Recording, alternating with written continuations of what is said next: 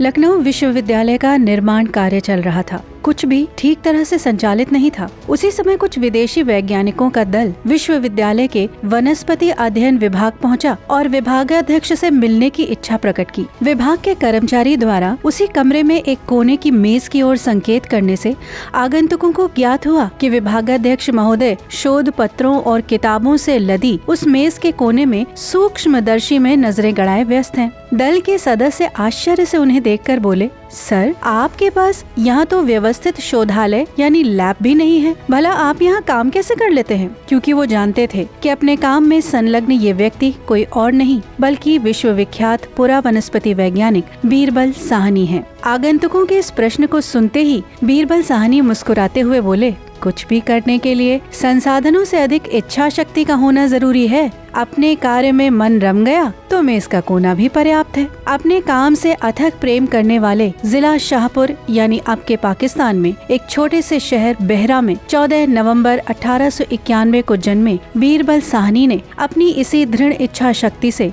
वनस्पति विज्ञान और भू विज्ञान की नई परतों को खोला।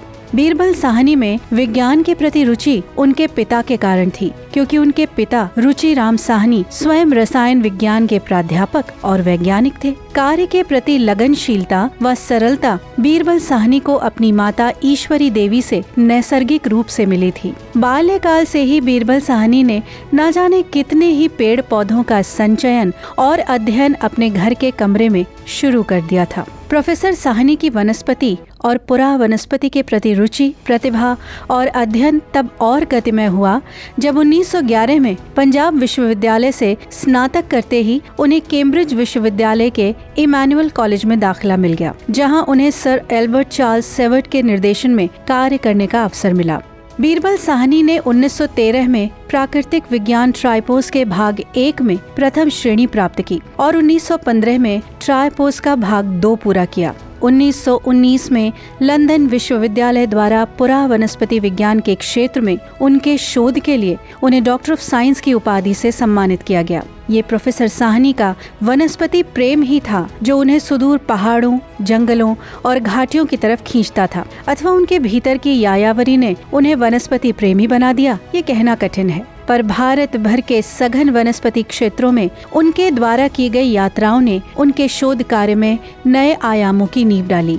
यहाँ तक कि कैम्ब्रिज जाते वक्त भी वो किल्बा बुरान पास दर्रे से कुछ एक लाल शैवाल लेते गए थे, जिस पर वहीं रहते हुए उन्होंने अपना शोध कार्य पूरा किया।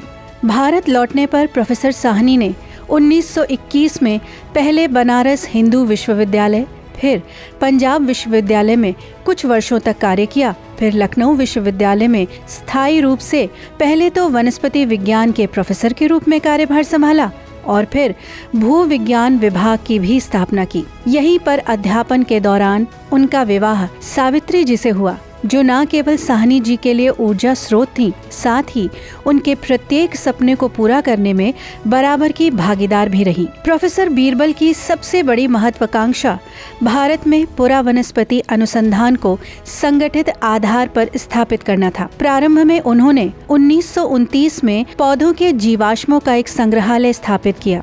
1939 में उन्होंने द पैलियो बोटानिकल सोसाइटी नाम से भारतीय पुरा वनस्पति शास्त्रियों की समिति का गठन किया और भारत में अनुसंधान क्षेत्रों के समन्वय और विकास के लिए एक बैठक बुलाई, जिसके परिणाम स्वरूप संयुक्त प्रांत सरकार ने सितंबर 1948 में लखनऊ विश्वविद्यालय के बगल में उन्हें एक भूमि उपहार में दी, जिस पर भवन निर्माण की व्यापक योजना तैयार हुई, जिसकी आधारशिला भारत के तत्कालीन प्रधानमंत्री पंडित जवाहरलाल नेहरू ने 3 अप्रैल 1949 को रखी। दुर्भाग्यवश शिलान्यास समारोह आयोजित होने के एक सप्ताह बाद 10 अप्रैल 1949 को बीरबल साहनी का निधन हो गया और वो अपने पोषित सपने उस संस्थान को आगे बढ़ते और विकसित होते नहीं देख सके। पर उनकी सच्ची मित्र और पत्नी होने का दायित्व निभाते हुए सावित्री साहनी ने उनके संस्थान का भरण पोषण पूर्ण मनोयोग से किया। बीरबल साहनी द्वारा देखे गए सपने अर्थात उस संस्थान का नाम भी प्रोफेसर बीरबल साहनी के नाम पर ही रखा गया, जिसे